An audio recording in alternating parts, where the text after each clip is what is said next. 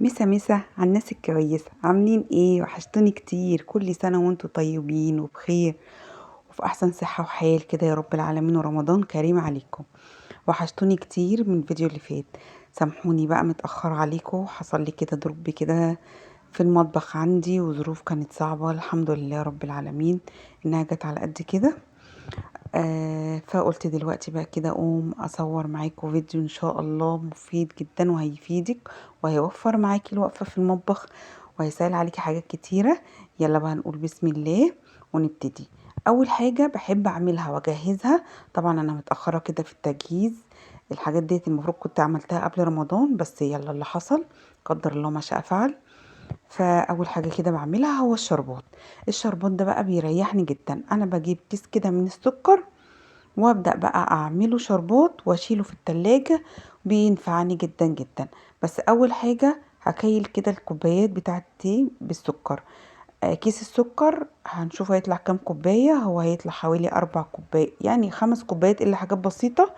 فانا بقى هكمله وهخليهم 5 كوبايات سكر على 5 كوبايات ميه، وكمان عصرة ليمونة، وبحطه على البوتاجاز. فانا بدأت بيه هو الاول علشان هياخد وقت مني على البوتاجاز مثلا حوالي نص ساعة ولا حاجة.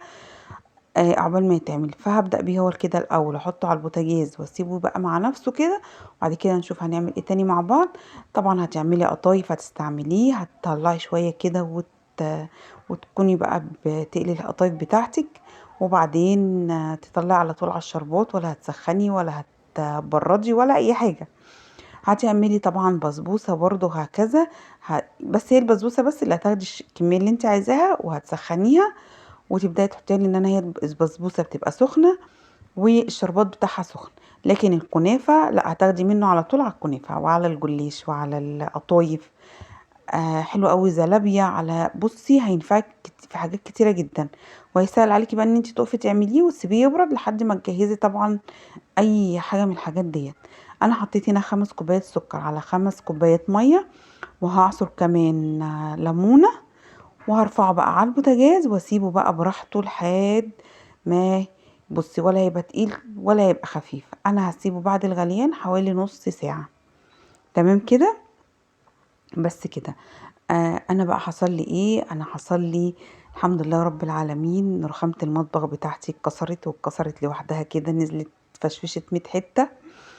ده اللي كان مأخرني عنكم، لان الموضوع ده حصل لي قبل رمضان بيومين. وشقتي اتبهدلت والدنيا اتبهدلت، وغسلتي كمان كانت بايظه. فدعوة الكلية بقى الحمد لله رب العالمين انها جت في الحاجة، وقدر الله ما شاء فعل. ف... فهو ده اللي كان مأخرني عليكم، والله حقك عليا. هاجي هنا بقى هعمل كمان التحبيشة القمر بتاعت الفول، اللي انتي بقى تروح عند بتاع الفول كده يحطها لك على الفول. طبعا تقول له عايزه فول موضب، يروح حاطط لك كده بقى ايه الخلطه الجباره دي. عباره عن ايه؟ جبت ب10 جنيه زيت حار من السرجه، وهحطه، وحطيت عليه ربع كوبايه زيت من العادي، زيت التموين او زيت ذره او اي زيت عندك. هحطي ربع كوبايه خل، ربع كوبايه ليمون. ومش عايزه تحطي زيت حار وعايزه تحطي زيت عادي بس حطي، لان في ناس بتستثقل زيت الحار في الصيام وكده. لكن انا عندي هنا بيحبوا زيت الحار، فبحط لهم زيت حار على زيت عادي بحيث ان هو يبقى خفيف برضو عليهم. هنزل كده بكميه من الطحينه، حوالي برضو ربع كوبايه طحينه. دي الطحينه بس ما كانتش باينه وانا بحطها. هنا بقى تحبيشة الفول اللي انا كنت جايباها في مشتريات رمضان مع التوابل، تحفه تحفه، طعمها حلو قوي. اسالي عليها اي علاف عندك ان شاء الله تلاقيها. احط كده معلقتين كبار، وهي فيها سيكه كده حرقاني يعني، حراقه يعني اكنها فيها شطه، يعني هي فيها نسبه من الشطه. احط كده معلقتين كبار منها. انا بقى معتمده الازازه ديت كل سنه تفضل عندي في التلاجة، اطلع وحطي منها على الفول. بصي مش هتسليها، يعني كل ما تخلص كل ما تعمليها. حطيت رشه من البابريكا، حطيت كمان معلقه كده، معلقه كمون، معلقه صغيره كزبره ناشفه، وهحط كمان ملح. وبس كده، ومش هحط اي حاجه تاني، هو ملح وكمون وكزبره وبابريكا وتحبيشه الفول القمر ديت. واظبط الملح بتاعي وخلاص على كده. وكلي احلى فول بالازازه القمر ديت بجد والله. حطي بقى كمان شوية كده من الفلفل المفروم، حامي بارد براحتك، عندك هريسة حطي برضو بتبقى تحفة. عايزة تحطي فصين توم حطي، بس انا مش بحب احط التوم عشان الصيام، لكن في الايام العادية عادي تمام مفيش اي حاجة. قلب بقى كده كله مع بعض، وقلب قلب قلب، وبعدين تجيبي اي ازازة عندك وتروحي بقى ايه، بصي منظر التحفة ده. هتخرمي بقى كده الازازة من فوق، هتسخني مثلا مسمار او اي حاجة وتروحي خرمة الازازة بتاعتك، وتبداي تعبي كل الكلام القمر دوت. بس كده، انا كنت مستنية بس الفلفل يفك وبعدين هعبيها. ادي الازازة بتاعتي دي، ازازة بقى بتاعت بيبسي كده، مش عارفة نوع ايه، ولادي بيجيبوه. خدتها كده وغسلتها، سبتها تنشف وخرمتها، وهبدأ بقى اعبي فيها ايه الخلطة الجميلة ديت. هروح بس على الحوض كده اعبيها علشان ما بهدليش بس الدنيا. ما قلتوليش بقى ايه رأيكم في الديكور الجميل البسيط الصغنن دوت اللي انا عاملاه على الترابيزة. طبعا انا خدت حتة الرخامة اللي طلعت اللي فتحناها، يعني الرخامة الجديدة اللي انا عملتها بدل اللي اتكسرت، وخدتها وحطيتها هنا على ترابيزة المطبخ، لان انا عندي ترابيزة المطبخ اصلا ملهاش رخامة. كل ما تيجي بقى تستعمليها اديها رجة كده، كل ما تيجي تستعمليها ارجيها وحطيها عندك في باب التلاجة، هتقعد معاكي حبة حلوين. كل ما تخلص اعملي غيرها، بجد هتعجبك جدا جدا. بعد بقى ما تقعدي تحطي زيت وتحطي طحينة وتحطي مش عارف ايه، لا هي كله على بعضه كده، وهتاخدي احلى تحبيشة. تعالي بقى هنعمل كمان ايه يا ست الكل، هنعمل الفستق. ايوه، ما احنا الفستق غالي وسعره بسم الله ما شاء الله 700 وشوية. طب وعلى ايه؟ تعالي ناخد حبة فول سوداني كده من اللي احنا جبناه في المشتريات. هاخد مثلا ربعه، انا كنت جايبه نص كيلو، هاخد حوالي ربعه. وجبت الازازة الجل الاخضر ديت من عند العطار ب10 جنيه. وهبدأ بقى انا انقط كده على على الفول السوداني. انا لبست هنا جوانتي لحسن اللون الاخضر ده بيفرتك الدنيا خلي بالك. البسي كيس نايلون في ايديك، البسي جوانتي اي حاجه يعني. ودعكي دعكي دعكي كده، حاولي تجيبيه بس يبقى اللي هو جل، وفيه كمان جلي اخضر بريحه الفستق او بطعم الفستق، بس الصراحه انا ما لقيتهوش. تحفه بقى، بيخلي منظر الحلويات بتاعتك حلو، او ترشيها على وش الكنافه، على وش البسبوسه. بصي تحفه تحفه بجد والله، يعني منظره تحفه. ادعكيه كده وهو صحيح، وبعد كده اطحنيه في الكبه.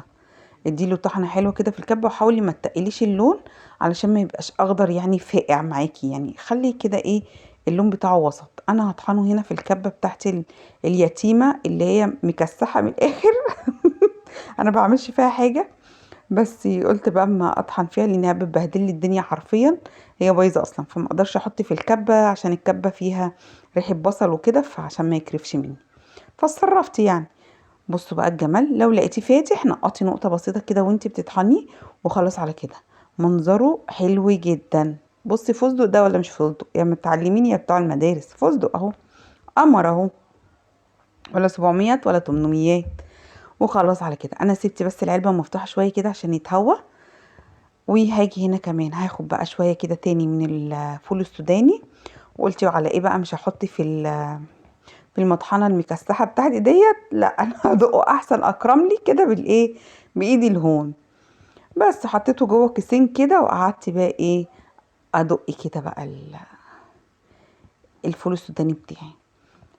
ما كملتلكوش بقى يا بنات اللي حصل.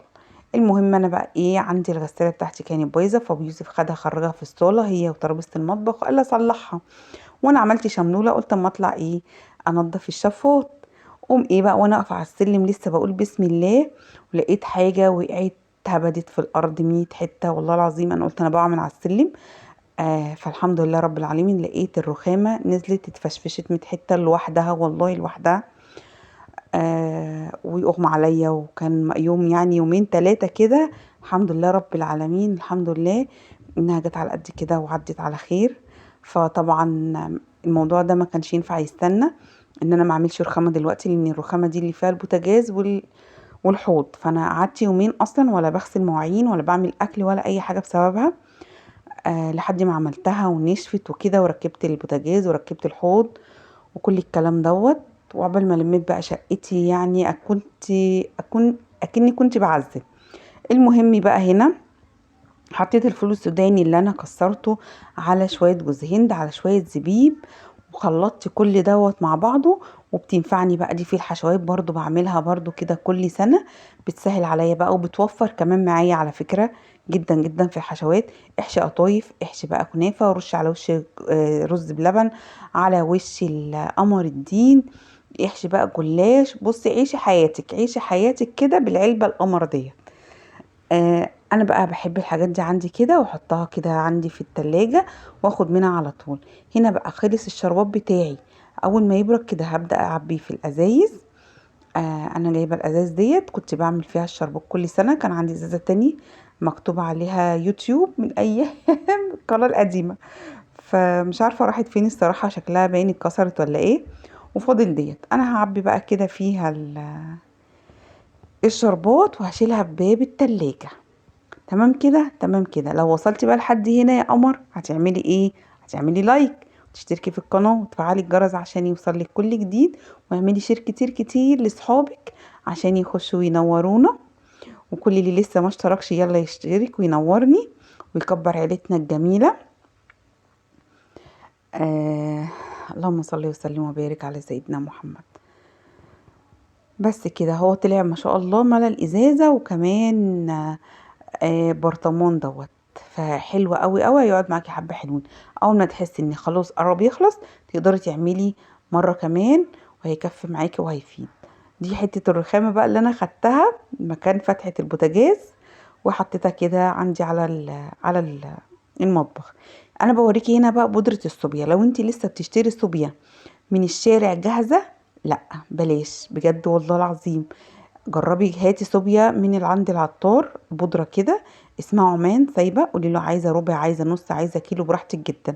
هتجيبيها وتحطي منها 4 معالق على شفشق الخلاط، 4 معالق 5 معالق. هتحطي معاها لبن، هتحطي زيهم سكر، وابدأي اضربيها كده هتعمل معاكي فوم.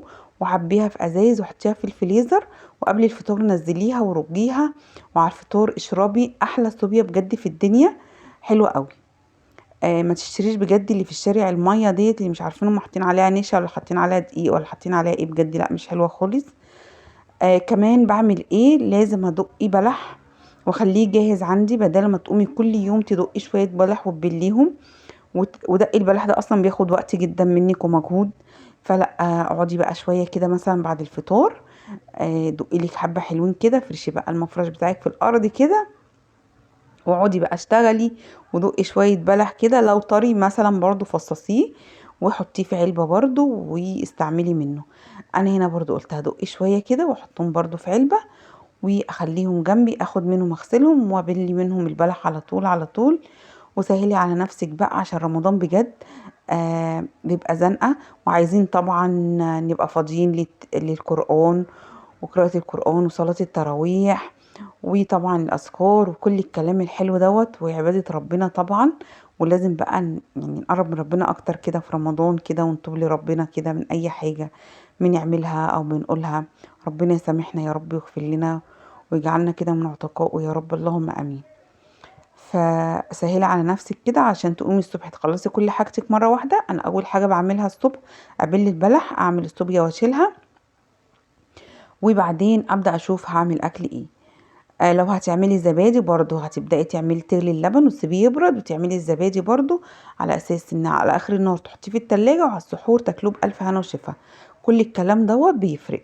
طبعا عملتي فول، دمستي فول، وما بجيبش برضو فول خالص من الشارع، ودمسته. بعمل الزبادي في البيت. واللي لسه ما شافش فيديو الزبادي ومكنة الزبادي فايته كتير، خش شوفي الفيديو علشان بجد والله هيعجبك جدا جدا، وعملنالك احلى مكنة زبادي. تعالي بقى نشوف حضرنا ايه. حضرنا البلح، وحضرنا كمان الخلطة كده بتاعت الحشوات بتاعتنا، والفستق ايه الكداب اللي هو بقى ايه، عملناه ب10 جنيه بس. وتحبيشة الفول القمر ديت اللي مش هتستغني عنها خالص عندك في التلاجة. انا عايزاكي بقى كل ما تيجي تستعمليها ورجيها، عشان بصي الزيت بيطلع فوق كده، عشان طبعا الطحينة تقيلة وكده، فترجيها وتروحي حاطة منها. يا رب النهاردة يكون الفيديو عجبك. يلا بقى لايكات كتيرة، واشوفك ان شاء الله على خير، واقولك مع الف سلامة.